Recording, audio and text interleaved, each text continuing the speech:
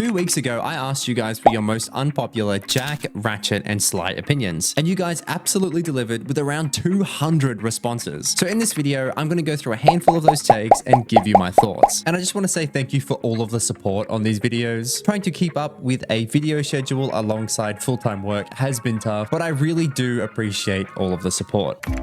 Okay, and starting with this one, Jak and Daxter is so boring. I put it down after 20 minutes and never played it again. And just for my own sanity, I actually played 20 minutes of Jak and Daxter, and I'm assuming he means the first one, the Precursor Legacy. And I got through all of the cutscenes, the tutorial level, and also the first quarter maybe of the Forbidden Jungle, so the first level. But I would think that if you were playing it for the first time, you wouldn't get as far as I did when, like, someone who's played it before. And this really kind of just reminds me of that meme of that guy who's digging for diamonds and he's almost there, but he starts to turn around at the last second. But yeah, genuinely, I think this is a pretty unpopular opinion. I mean, at least play for 30 minutes or maybe 25. I don't know. The first Ratchet and Clank is really not fun to play because of the movement. It's not just in combat because of the lack of strafing, but the entire game feels sluggish with Ratchet's slow acceleration, turning, and wrench animations. They made it feel so much better in the future that I couldn't even finish the original.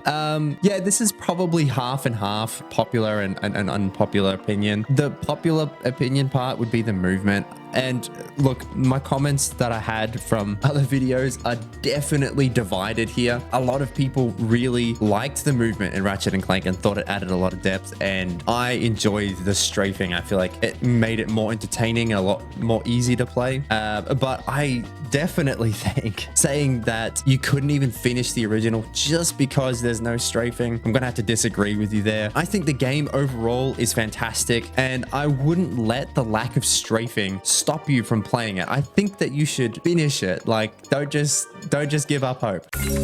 And this is from someone with a Rift Apart profile picture, and they say the Sly trilogy is a huge step down from Ratchet and Jak ones. Level design is so bad, everything feels slow and scripted. The graphics are almost what we call anime these days. Tried all 3 Sly games and it's overrated as hell. Really wish I never completed them. Okay, I'm 100% going to have to disagree with you here. I had a lot of fun with the Sly games. I will agree with you that some sections of Sly Cooper feel a bit too scripted. For example, in the first game, I feel like I was stopped by Bentley every 2 seconds for him to explain how to do something. But outside of that, I don't think that the game is overrated. I think that it's perfectly rated. If you saw my tier list video, I really think that these games mesh in well with the other two. I think that they have really, they're still really solid games. I wouldn't just say that they're overrated, never play them, they're not as good as Ratchet and Jak. Definitely give them a go. I think that this is an unpopular opinion. I hate, all caps, when Jak 3 players complain about the gunplay balancing. These guns are there for you to choose from. Yes, you could play with the overpowered beam reflector the entire game, but you don't have to. Make your own fun and difficulty. That is the underrated quality of Jak 3. It's a playground, set yourself a challenge. I kind of spent a bit of time thinking about this one. I partially agree with you and I partially disagree with you. Where I agree with you was when I was young, I did have a lot of fun picking random guns and Dark Jak challenges and just playing the games over and over again. I really did enjoy that. And I think that is a quality of Jak 3 to do that. Where I think I disagree with you is the beam reflector. It's not like the gun itself is just a little better than all of the other guns.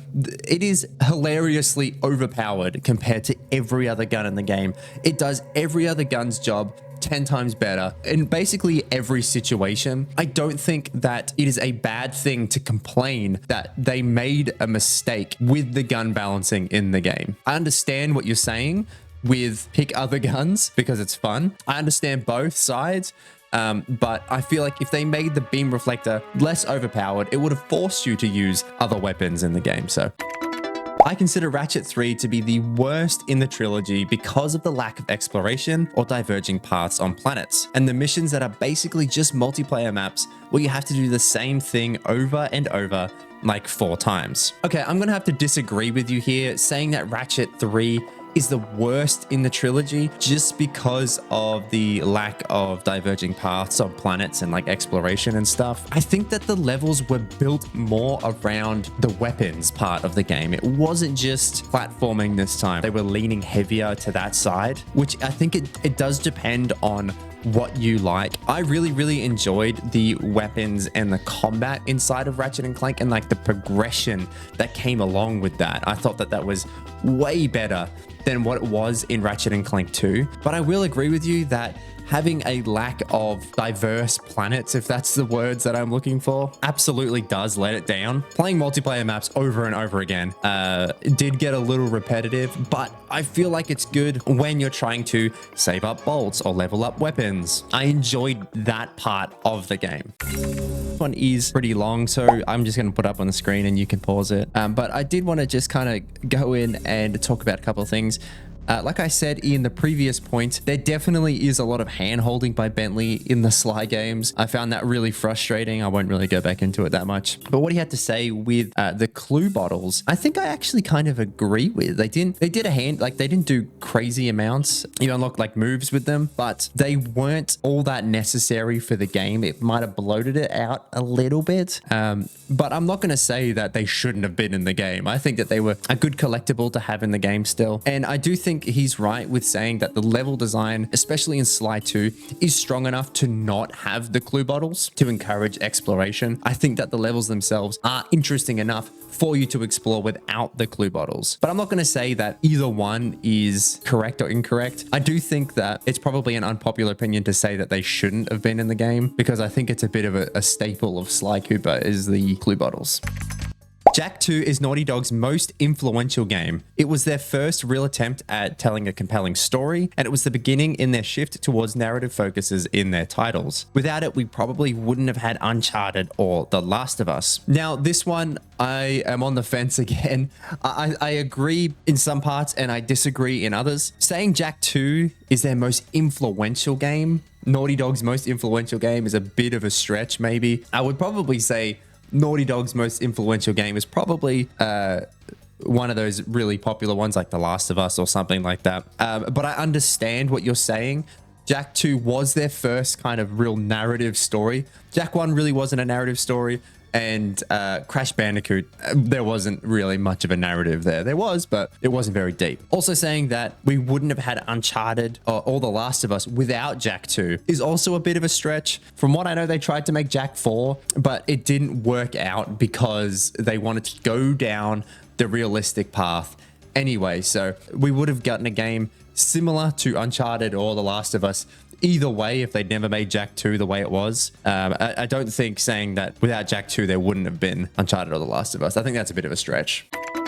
Ratchet 1's arrogant and cocky personality was way better than any future Ratchet game's depictions, and better than any Jak or Sly personality. I find the others to be good to great, but sometimes a little too vanilla and generic. Ratchet 1's personality was a lot more entertaining and showed genuine growth by the end of the game, in my opinion. I would say that Ratchet's personality in the first game, 100% I think is better, and I don't think that that's an unpopular opinion to have. He definitely has more growth as Lombax, I guess, not as, I was going to say a person, but he has more growth as a person or personality with actual genuine flaws, and it does make him it makes him a compelling character. Where I would disagree here is the fact that he's better than Jak or Sly's personality. I think it would be really hard and probably a whole different video talking about the personality of these characters. I would agree with you with Jak 1, he didn't have a personality, it was basically Daxter, but by Jak 2 and then Jak 3, he really was his own character. But I actually really enjoyed Sly's personality. I really thought he was really cool, kind of like this suave, cocky personality. I think it suited that game and that character to a T. So I wouldn't say that Ratchet 1's is better than the other two. I will agree with you and say that the future depictions of Ratchet, even in the PS2 trilogies, he is just generic hero. All right, and then we have the final one of the video. My time to shine. Anytime you're not playing a Sly in his games, it's incredibly boring. The Jak series never should have added guns. So this has got a two-parter. I'm going to go with the first one. And I tend to agree. I really disliked playing as Murray and Bentley in Sly 2. It was fun at the start, but as the game really progressed, I disliked having to switch between them. And I think it might have been because of the world design was made. But where I disagree with this is in Sly Cooper 3. I actually really enjoyed playing as Bentley and Murray in Sly Cooper 3. And I think that personally, that whole thing comes down to the map design. I think that Sly 3's maps were better for all of the other characters included, not just Sly Cooper. And then also the second point here, the Jack series never should have added guns. I think that this is probably an unpopular opinion. I can see what you're saying. It really would have been fun to go down the route of what would have just happened if they didn't do GTA things. Yeah, I think that's probably an unpopular opinion to say the Jack series should never have added guns, but it is a cool thought.